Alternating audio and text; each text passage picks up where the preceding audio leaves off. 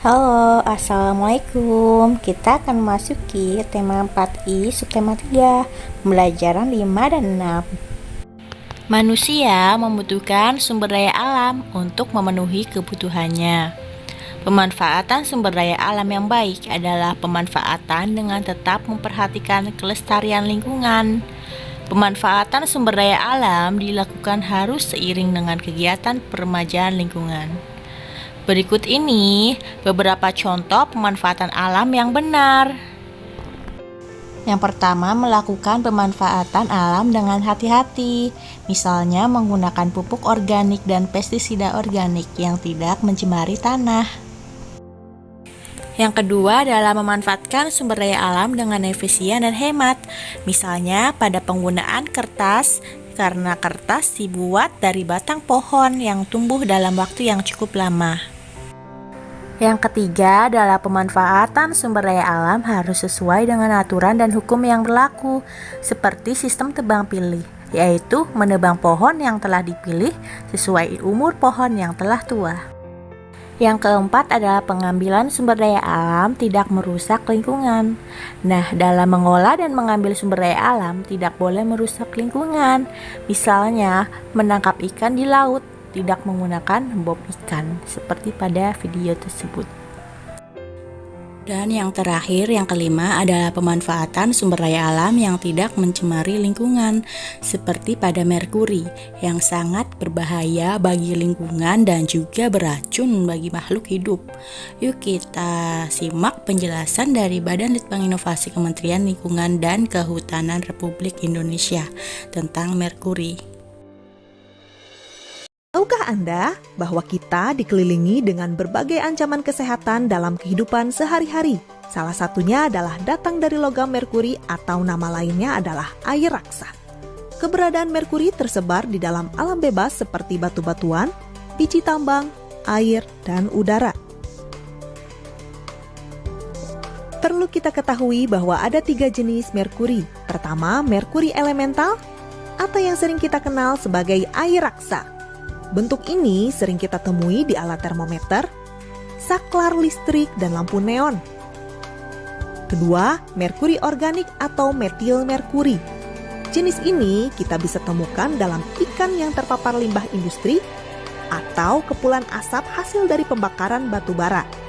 Terakhir adalah merkuri anorganik.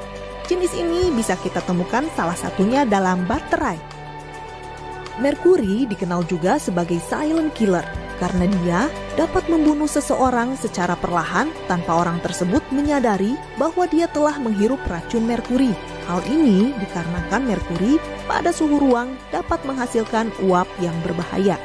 Seseorang bisa memiliki potensi besar keracunan merkuri dalam berbagai situasi, diantaranya sebagai berikut. Mengkonsumsi ikan yang tercemar limbah yang mengandung merkuri, menghirup udara yang tercemar dari kegiatan industri seperti pembakaran batu bara, atau menghirup asap gunung meletus dan kebakaran hutan. Tambalan gigi yang mengandung amalgam dapat melepaskan kandungan merkuri sehingga dapat terhirup atau tertelan. Menggunakan krim pemutih yang mengandung merkuri.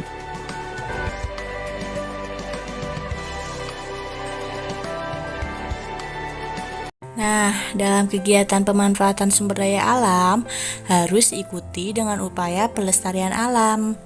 Berikut ini upaya untuk melestarikan alam. Yang pertama, penanaman kembali hutan-hutan yang gundul. Yang kedua, menjaga kebersihan lingkungan. Yang ketiga, membuat teras ring pada pertanian di pegunungan. Yang keempat, membatasi pengambilan sumber daya alam yang berlebihan. Yang kelima, melakukan daur ulang. Dan masih banyak lagi. Nah, yuk kita nyanyikan bersama lagu Desaku Yang Kucinta, ciptaan El Manik. Desaku yang kucinta, pujaan hatiku, tempat ayah dan bunda, dan handai tolanku.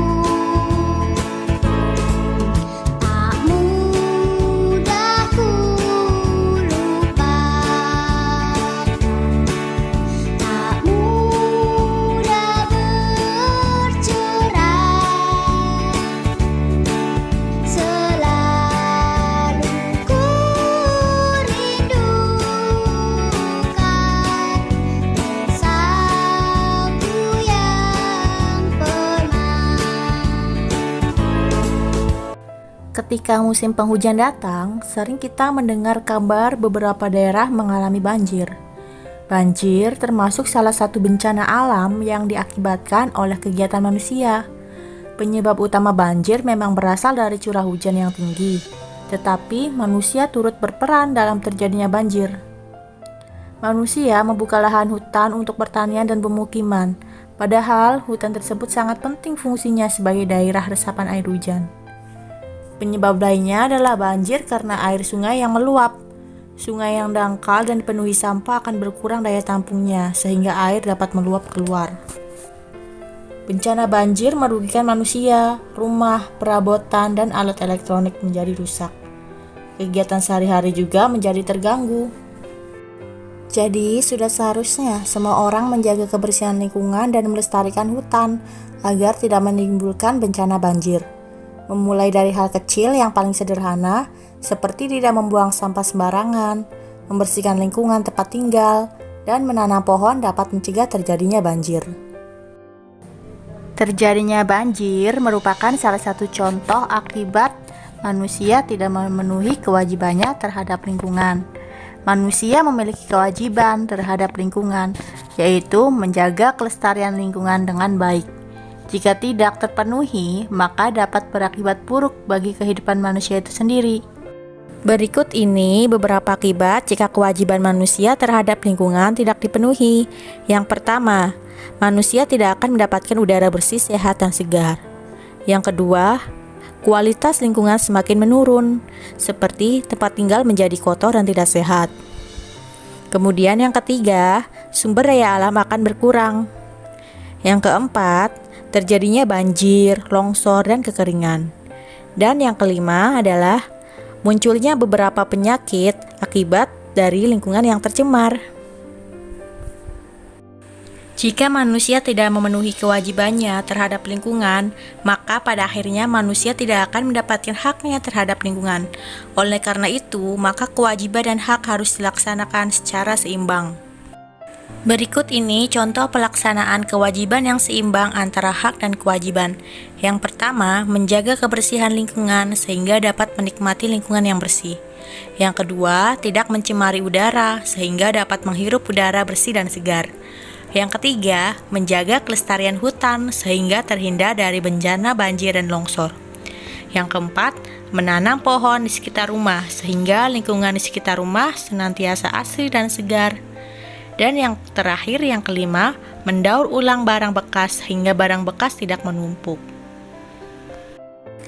Nah, begitu saja pembelajaran kali ini. Semoga bermanfaat. Sekian dan terima kasih. Wassalamualaikum warahmatullahi wabarakatuh.